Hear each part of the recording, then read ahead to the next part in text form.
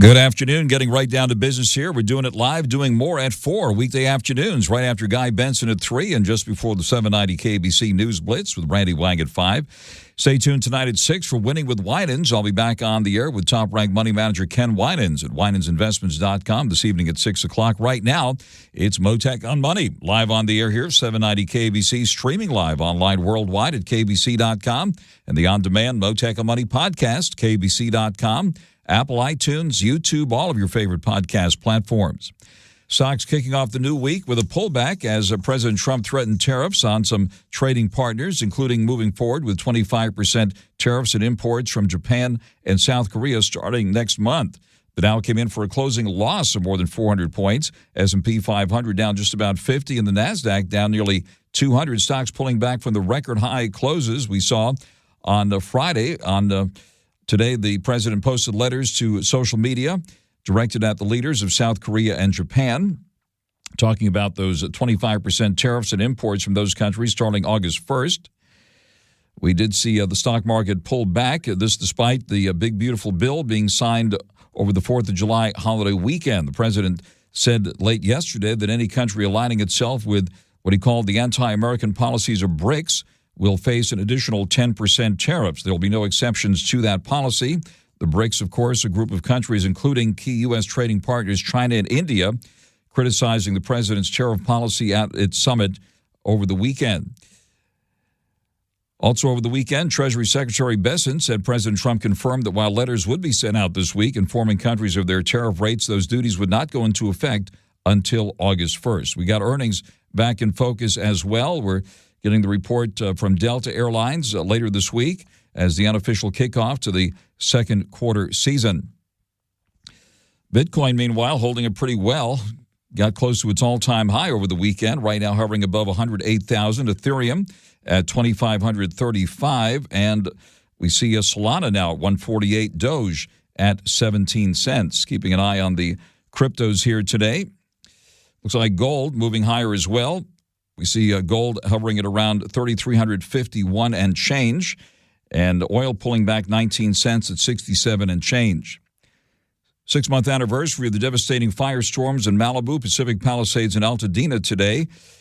People talking about that and the recovery. Meanwhile, we're watching, as we heard at the top of the hour here on 790 KBC News, a brush fire burning near hillside homes in the Orange County community of Laguna Beach. We're following that very closely. Meanwhile, Israeli Prime Minister Netanyahu meeting with President Trump at the White House today, while Israeli officials held indirect talks with the Hamas terror group aimed at securing a U.S.-brokered Gaza ceasefire and hostage release deal. I'll discuss the very latest on the Middle East this hour with Middle East expert Lisa DAFTARI, editor-in-chief of the Foreign Desk. Dr. Jay Grossman remembers that day 6 months ago and made it through the firestorms which threatened Brentwood. Dr. Grossman, a prominent dentist to the stars, U.S. Navy veteran, philanthropist, and now author of a very thoughtful business book titled Essential Pillars, the 3 Proven Keys to Success and Happiness, where he shares his amazing experiences. Dr. Grossman will be joining me live later this hour. He's also known, by the way, as Dr. J. First on your money, the markets, and the economy. Joining us another Dr. J, John Najarian, who is known as Dr. J on the major financial networks, co-founder of Market Rebellion, author of It's Not an Option with his brother Pete Najarian. John Najarian, thank you very much for taking the call here this afternoon. Well, always a pleasure. And as we're kicking off the third quarter, it's even more of an honor to be on with the one and only Frank Mottek. Thank you, Frank. Thank you very much. John Najarian live with us here on Mottek On Money on 790 KBC. Coming off the 4th of July holiday weekend, hope you and your family had a fantastic 4th of July. It was certainly packed with news with the signing of the big, beautiful bill, which eliminates a lot of the uncertainty that businesses were wrestling with until now. And, of course, tariffs now back in focus. The stock market kicking off the third quarter here with a pullback. Give us your view of things here at the moment. Yeah, I think the pullback would be highly anticipated. People had been waiting for a bit of a pullback after the markets had just done that climbing that wall of worry that they like to do, and eventually we were due for a pullback. I would think that we'll get another one as we get closer to that August 1st deadline. But it seems right now that the likelihood that there'll be a lot of negotiations between here and August 1st, and probably a knockdown of some of these 12 or 14 countries that are seeing these tariffs jump somewhat dramatically because they have not been negotiating, at least at the speed that the president wants. What are we to make of these tariff letters to various trading partners? And now we're looking at not only July 9th, and now we're looking at August 1st here with this latest deadline. Yeah, I think it's the August 1st deadline because, again, these deadlines are just deadlines that the president picked. They're not based on any World Trade Organization or anything else. These are just, if you will, just deadlines that he has put down to basically encourage the negotiations to accelerate a little bit. And the fact that for many of those 12 or, again, 14 nations, the additional tariffs, especially if they're siding with the BRICS, Brazil, Russia, India, China, and so forth, South Africa's in there somewhere, I'm not sure where, but if they side with those countries, then there'll be an additional 10% tariff on those as a penalty for doing exactly that. Is Elon Musk going to be deported to South Africa? We got to get to that drama here, too, now. President Trump and Elon Musk locking horns again on social media, with Elon Musk threatening to, or maybe already has, formed a third party here in the U.S. He has, and he's the America Party, and he's got Mark Cuban looking at it and several others. Obviously, we've seen Ross Perot and some others try to create an effective third party. It's not happened yet. Could it happen? Of course it could. And he's certainly got the money to at least make it a real possibility, more than virtually anybody else, including, of course, Mr. Perot, who himself was a billionaire. But I think one of the interesting things today was Tesla selling off another 7%, and then Dave Portnoy, the Barstool Sports, or as he likes to call himself, Davey Day Trader Global, he allegedly bought $10 million worth of Tesla. He is not a hedge fund. He is just an individual investor, but a large one, obviously. And I told him it's not an option, Dave, to just buy stock. You should be doing it with options. And so I followed his trade, but I did it with options, not with stock. It's not an option. That's the name of your latest book with your brother Pete. Yeah, what should Mr. and Mrs. Southern California know about options, especially as it relates to Tesla, which saw a more than $21 drop today to $293 and change? Maybe you can give us an education on how options would work in this situation. Sure. Well, I mean, if he living up to his word, and I don't know that Dave is anything but a very honest guy. I'm assuming he did buy that $10 million, which would be about 33,000 shares of Tesla at the price that it was trading at. Obviously a big trade, but you could control that same amount of Tesla till August expiration with calls and call spreads, in other words, options, and you could do it for about, basically 1/20th, 5%. Of what Dave had to put up. He had to put up $10 million.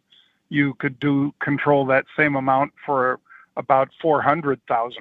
And I think it's all about risk reward, Frank, and you know it. And your, loyal listeners certainly understand that leverage can be a good thing, and it can also be something that you can use to manage risk, not just leverage yourself into oblivion, but you can also cut down the amount of risk, because as we both could surmise, if Tesla did have another 7% drop tomorrow, the guy with the $10 million worth of stock is going to hurt a lot more than the person that has approximately 300 options, which again would simulate that 30,000 share position, which is controlling $10 million worth of stock. I like our odds much better. On the air live with the one and only Dr. J. John NAJARIAN, and the author of the book It's Not an Option, with his brother Pete NAJARIAN. What about Apple here, which has been bouncing around lately, around 200, down nearly 4 today at 209 and change? There have been some write-ups that said Apple should be dropped from the Mag 7. And what are your thoughts on Apple here? Well, a lot of people will say, I think justifiably so, that Apple hasn't really put out a lot of innovation of late. But people still are so loyal to that platform and to the services and how much money services generates for Apple that it's hard to just dismiss it and say, oh, they shouldn't be part of this or they shouldn't be part of that. I hope Tim Cook does get a little bit more aggressive. He could certainly be looking around at some of the tech companies that I'm sure he wishes back in the day that he would have pulled the trigger on, just like Disney wishes they would have bought Netflix. I'm sure Apple wishes they would have, but neither one really had the intestinal fortitude to do it. And now Netflix has exploded to the price where I don't know if any of those companies really could legitimately chase it and go after it. I think it's going to be a standalone for quite a while. But that's not the only tech or the only company that a company like Apple could acquire. And given their competition with streaming, just with Netflix as well as Amazon, I wouldn't be surprised if they did keep a close eye on some of those media properties. All right, turning to some of the more exciting stuff, crypto. You've had the laser eyes on for as long as I can remember, since rocks were new, or since Bitcoin was new, I should say. Bitcoin hovering above 108,000 here now. What are your thoughts about the latest moves in the crypto space? Well, I thought there was a really interesting move by a company known as Bitmine. BMNR, Bitminer, I think it is. And I think that company is interesting because they're working with Ethereum the same way many of these other companies are working with Bitcoin in terms of raising money and buying those digital assets and things. I think Ethereum is an exciting obviously one of the top 3 cryptos in my mind. You always hear me saying Bitcoin, Ethereum, and Solana.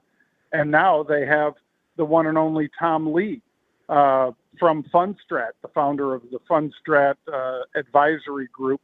He just became the chairman of BMNR, Bitminer. And I think that's a big deal, a really big deal that we'll have to keep our eye on for weeks and months, because he has been a long time crypto bull. And I think he is a guy that you don't really want to fade. He's been very, very accurate about what he does.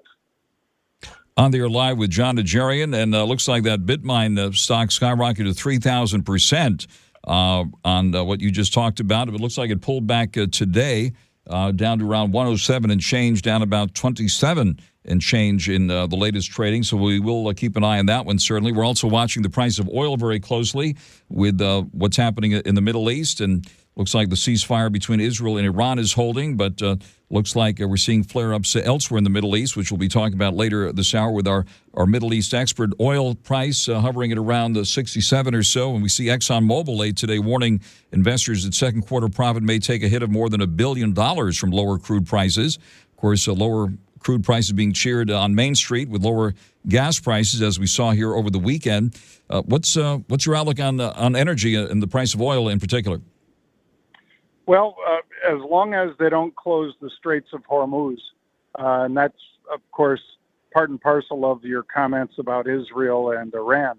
As long as they don't close that, I think crude oil in this 63 to 70 range is more or less where it's going to be.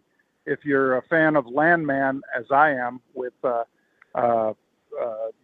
Taylor Sheridan's tale of the people down in the so-called patch that are doing the fracking and all the rest.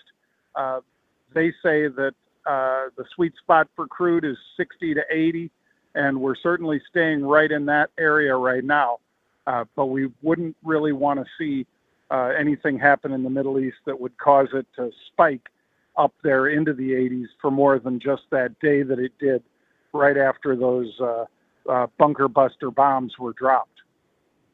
Any other thoughts about the aftermath of the passage of the big, beautiful bill? And among movers and shakers you're talking to, this is obviously lifting a lot of the uncertainty now, especially on the tax front. And what's the buzz about that? Well, one of those bits on the tax front, you're exactly right, as usual, Frank, and that is that the accelerated depreciation of large equipment. So if you have equipment like trucks or anything over I think it's 6,500 pounds or 6,000 pounds, you can write off the entire amount of that in the year that you purchase it, anytime from January 19th of this year on. That applies to boats, that applies to aircraft and so forth. So I think you're going to see a lot of people getting back into many of those types of investments, because with that accelerated depreciation, they can mitigate taxes, put it aside for at least a couple of years, and hopefully make more money with their money, which, of course, buying those big assets boosts up the likes of Caterpillar, Ford, General Motors, Gulfstream, you name it. Any of the things that would qualify under that bill will likely see a lot more activity, a lot more purchases this year, and it doesn't expire.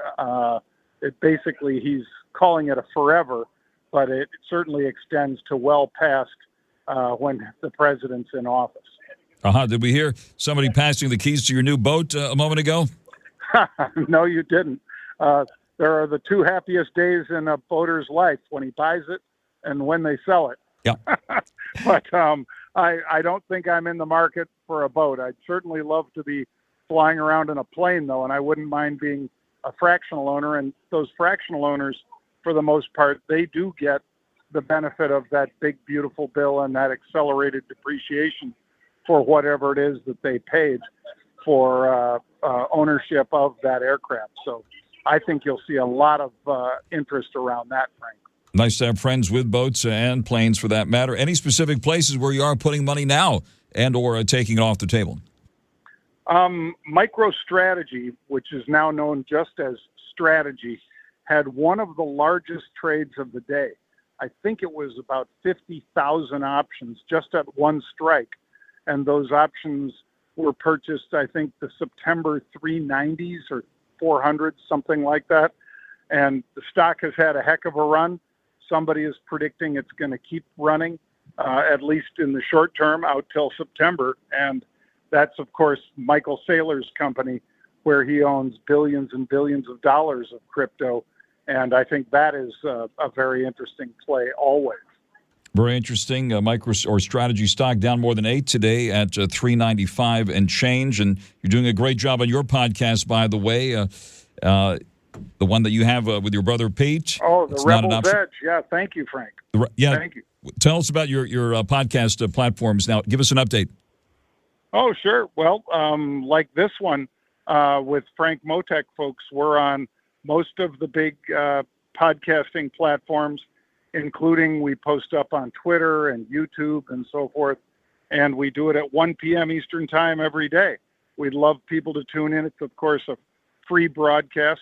And we give them about 25 minutes of what we think is great information that's actionable at the time we're giving it. So it's not just a look back, it's a look ahead.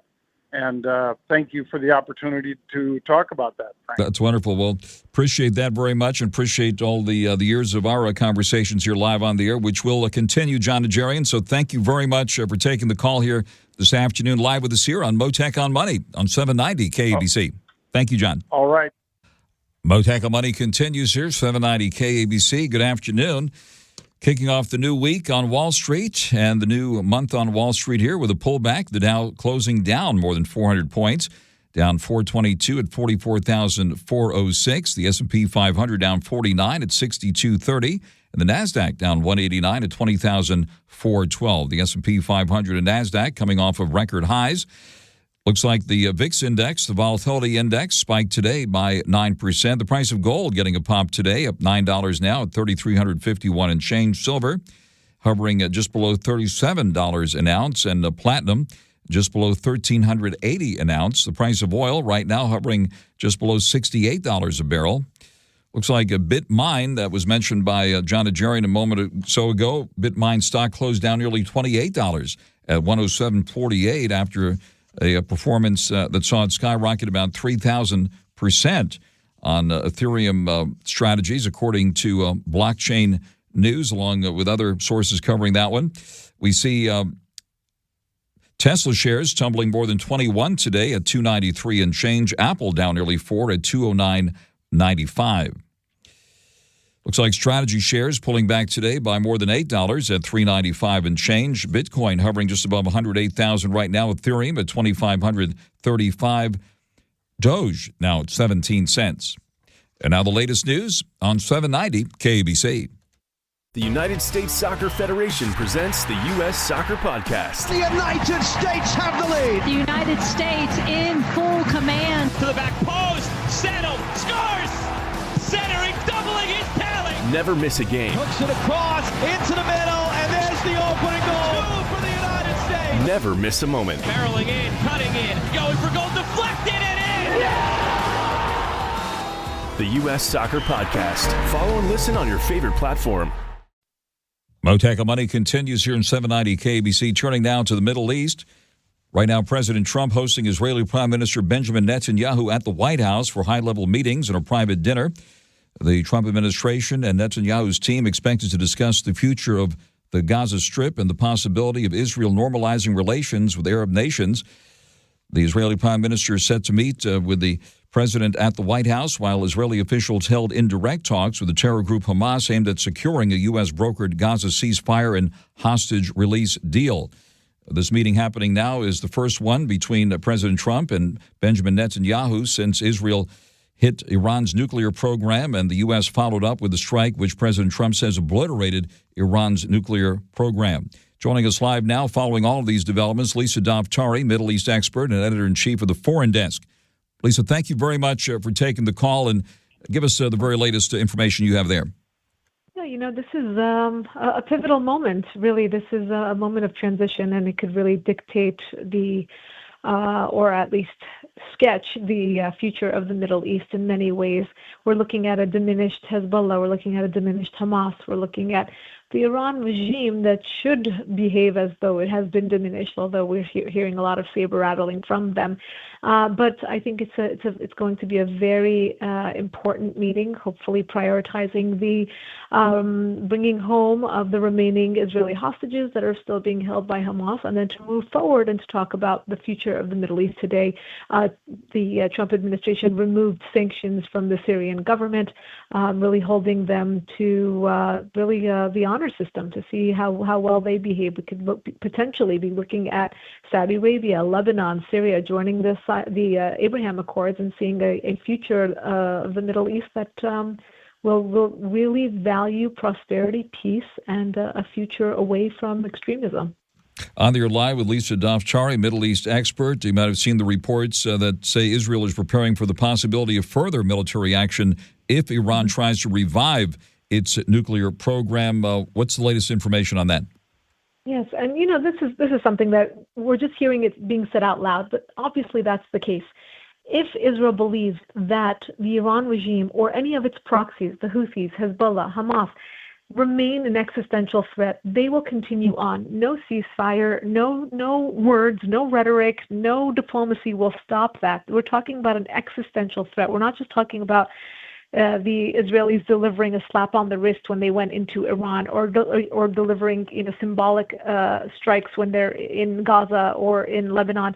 This is an existential threat, and they understand the severity of that. So right now, as we speak, the Israelis had launched just about 48 hours ago a campaign against the Houthis in Yemen because it is ongoing. The missiles are continuing to be lobbed into Israel. and they reserve the right to revert back to military action if there should be what they believe is continued progress on their weapons and nuclear programs inside Iran as well. And Yemen's Houthi rebels claim a cargo ship they attacked on Sunday has sunk. I'm following the latest headlines here from the Times of Israel. And also, I don't know if you saw this, but the U.S. has revoked the terror label for Syria's Hayat Tahrir al-Sham, which toppled Assad last year. Yeah, so ongoing progress, in the direction of trusting, but hopefully verifying as well. We're trusting a lot of these radicalized groups. The Trump administration feeling as though these deals are better than having no deals, and potentially leaving in power a terror organization that is promising to leave terrorism behind. So yes, we did remove the sanctions from this group in Syria that is at the helm of the country right now, toppling the Assad regime, but also curtailing the reach or the tentacles of Iran's regime. We may see again Syria normalizing relations with Israel because of this trajectory that we're watching right now, and then we see the same thing with Lebanon and Saudis, etc. And of course, with the Houthis, it's another proxy. I think they're taking their last breaths. But for Israel, they're playing whack-a-mole. They need to diminish all the threats that come from Iran's regime, all these different terror groups. And as you know, how many different fronts Israel has been made to fight since October 7th, and it continues. But we are very happy to report that many of these threats have been diminished. We're looking again, we're seeing the light at the end of the tunnel here for the future of the Middle East that could potentially be very, very different than what we have seen. And hopefully tonight at the White House, there will be discussions between Benjamin Netanyahu and Donald Trump over how the future may look. On the air live with Middle East expert Lisa DAFTARI, editor-in-chief of the Foreign Desk. And what's the situation in Iran now? We saw the Iranian leader emerge from hiding over the weekend, right? Anything we should know about that? And what is the situation there? You've done great reporting over the years about the plight of Iranian women, for example. Are we seeing demonstrations, or what is the situation there now? The people really were waiting with bated breath to see what happens with the strikes of Israel and the United States, and that what they called the 12-day war. They were very hopeful that would create some sort of window of opportunity for the Iranian people to rise up, or for the supreme leader to be killed, or something to give them that bit of optimism to go forward. But as we know, the Achilles heel of this government is its people, and the threat of a grassroots uprising that would take them out of power. And that's exactly what they have done. They have started the crackdowns. They have told their besieged, their thugmen, to come out onto the streets. Even before the 12-day war was over, the government had their sights on to prevent any sort of uprising. They cut the internet, they cut the electricity, they didn't allow people to organize, they didn't allow people to communicate, and wanted to prevent people from coming out onto the streets. They have rounded up dozens of people. They have put them in prison. They have even executed some, accusing them of working together or spying or being an asset to Israel. That is always the kind of excuse that they use to arrest people, accusing them of espionage for Israel. This is no different. We are seeing a lot of the same crackdowns, making examples of people, letting them know that this will not be tolerated. But I have said this many times before, and I think it's very important for the American audience to understand that this regime is sadistic, not suicidal. Their main goal is to stay in power, and they'll do whatever it takes. Even the nuclear program, their military, their cyber capabilities, all in hopes of wanting to stay in power, to make their regime ironclad. They'll kill their own people, as we know. The crackdowns on the people, the women, the artists, the poets, the journalists, all because they want to stay in power. They will do whatever it takes to get rid of those threats.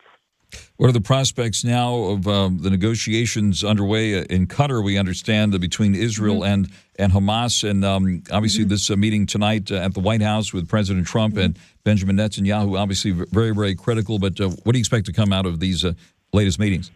Yeah, very critical. But I think it's a good sign that Bibi's back in the White House. He was one of the first foreign leaders to meet with President Trump when President Trump first came into office in January, and continuation of that relationship and that closely working together to really tackle a threat that we share in common with Israel. I think that was lost in the 12-day war that we just saw, with the United States getting involved with these strikes on Iran nuclear sites, to understand that the Iran regime has American blood on its hands. We share this enemy. They have targeted the United States and Israel from day one in 1979, 46 years ago. They came into power and they called us the big Satan, and they called Israel the little Satan. So nothing has changed since then. And now we hope that in Qatar they do the right thing, and they prioritize the bringing home of the hostages first, and move on from there. And hopefully they create a situation in which the people of the Middle East, regardless of what country they're in, the ones that want to live free from terrorism, free from extremism, can have human rights, can have freedom, and we can see a new Middle East going forward. And I think this is a moment that really will determine whether or not the people of the Middle East will have that. Lisa DAFTARI, Middle East expert and editor-in-chief of the Foreign Desk, of course, also on X and all the social media. Lisa, thank you very much for joining us live with that important update, and look forward to speaking with you again very, very soon. My pleasure. Thanks for having me. Thank you very much. And out to the freeways now on 790 KABC. The No Contest Wrestling Podcast. I am the heel that you love to hate, O'Shea Jackson Jr. TJ Jefferson, what up? Friends of the show are really wanting to engage with this podcast. I'm AJ Francis. They were like, we just want you to cause a ruckus. So I went out there, did my own version of a pipe bomb, and it went everywhere. Wrestling royalty right here. Mick Foley. Anything that you're glad that it's gone? Well, glad the chair shots to the head are gone. The No Contest Wrestling Podcast, part of the Rich Eisen Podcast Network. Can you tell them where to find us? Follow and listen on your favorite platform. Mottek On Money continues here, 790 KABC, on the 6-month anniversary of the devastating firestorms in Malibu, Pacific Palisades, and Altadena. We're watching a brush fire burning today in Orange County in Laguna Beach area. Stay tuned to 790 KABC for the very latest at the top of the hour. Dr. Jay Grossman remembers that day 6 months ago, made it through the fires, which also threatened Brentwood, where his office is located. Dr. Grossman's a prominent dentist to the stars, U.S. Navy veteran, philanthropist, and now author of a very thoughtful business book titled Essential Pillars, The 3 Proven Keys to Success and Happiness, where he shares his amazing experiences, which led him to inspire business people, mentor the up-and-comers, create concierge dentistry, and create Homeless Not Toothless, an organization helping the homeless get dental care here in the Los Angeles area. Dr. Grossman, thank you very much for coming to the line here this afternoon. Of course. Thank you for having me, Frank. Thank you very much. Since we're at a significant date here on the calendar, it's hard to believe it's been 6 months already since the firestorms created that horrible disaster where lives were lost and homes and businesses were lost. Tell us about your experience, first of all, 6 months ago. You know, I live just at the northern border. I have a house in the Malibu Hills area, and my practice, as you know, is in Brentwood. And there was a map that was put up that showed, the thousands of houses that were affected. And I remember how moved I was when I took a look at it, because I felt so fortunate that my practice and my home were saved by 2 blocks. I mean, 2 blocks. And as you know, in those winds, 2 blocks was nothing. And it was really interesting because after I had this relief that both my business and my home were still there, I was then left with this interesting feeling of guilt that I somehow survived. And it was a bit of a challenge, right? How do I deal with my friends, my family, my hundreds of patients that were evacuated, many of which have left the area. So it had, a negative effect on my practice, but, I certainly don't want to complain about that because I still have a house to live in. Thank God, and certainly our hearts go out to all of those that were affected and are still being affected by this disaster 6 months later. Now, Dr. Grossman, you're a prominent dentist to the stars, a big celebrity clientele, also a U.S. Navy veteran, so we salute you for your service across the board here. And you've written a very thoughtful business book, Essential Pillars, the 3 Proven Keys to Success and Happiness. So for our business audience here today, maybe you can share some of the things you share in your book, please. Well, I appreciate that. This was a labor of love. It took me 5 years to write it and about $100,000 of editing just to get past my 10th grade English teacher's voice, who told me I would never amount to anything. So that was my first pillar for me to personally overcome, was how do I write something when I was told by an English teacher that my grammar and my enunciation is horrible. I put it together, Frank, for a variety of reasons. One was that I know a lot of people who claim they're successful, or people that are looked up to as being successful, but I always question what true success is. And in my mind, I actually believe, like a tripod or a three-legged stool, that you actually need to have success in all three to be considered successful. And the three are, now I'm playing with the letter P from pillar. So bear with me. So the first one is prosperity.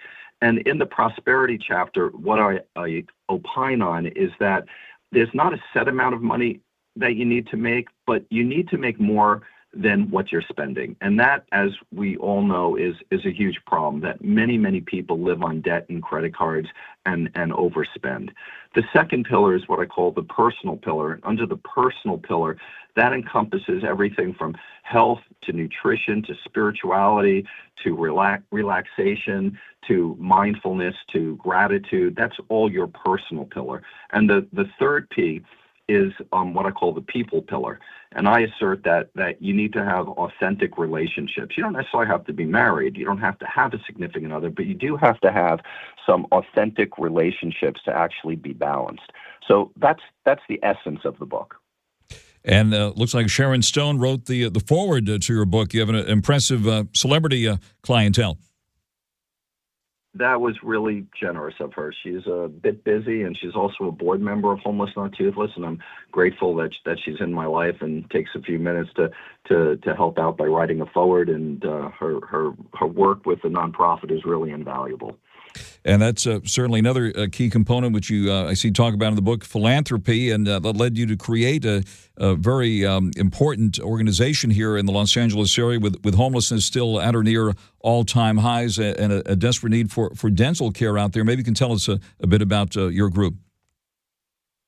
Yeah, so very simply, I moved out from New York in '89 with a wife, a brand new baby, and no license to practice in California. I only had my New York license. And Frank, you wouldn't believe this, but they get very upset if you practice medicine without a local license. So I decided to enlist, and I did a tour of duty as a dental officer where I was able to use my New York license. I took my boards and was able to open up shop in Brentwood in 1991.